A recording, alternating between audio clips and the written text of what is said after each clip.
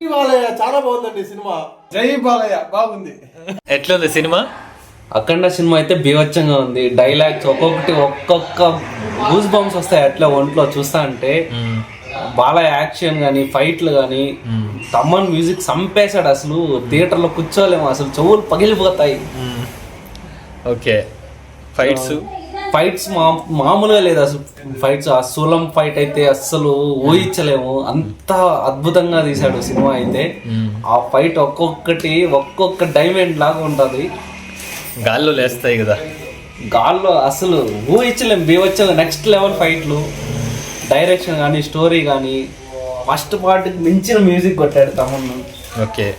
బీవచ్చమైన action ఉంటుంది. First పార్ట్కి అమెరికాలో స్పీకర్లు పగిలినాయి, ఇక్కడ పగులుతాయా? మామూలుగా ఉండదు అసలు థియేటర్ దద్దరిల్లాల్సిందే ఆ మ్యూజిక్కి. అసలు చెవుల్లో రక్తం వస్తుందేమో అన్నట్టుగా కొట్టాడు. ఓకే.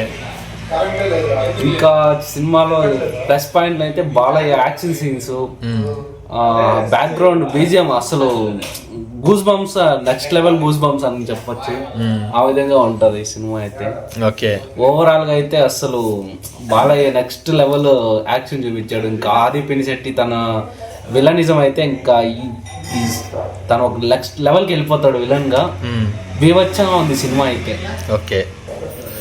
బాలకృష్ణ డబుల్ యాక్షన్ కదా, డబులా త్రిబులా? డబుల్ యాక్షనే. బట్ అఘోరా గెటప్ లో ఉన్నది మాత్రం ఆ సీన్స్ అయితే అసలు నెక్స్ట్ లెవెల్ ఉంటుంది. చాలా ఆ ఫైట్లు కానీ చాలా బీభత్సంగా ఉంటుంది అసలు చూడడానికి సినిమా. ఇండియా పాకిస్తాన్ వార్ వేరే పెట్టారు, చైనాతో వారు. అది స్టోరీ రివీల్ చేయకూడదు.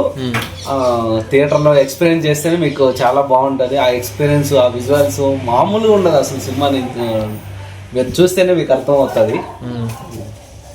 జై బాలయ్య.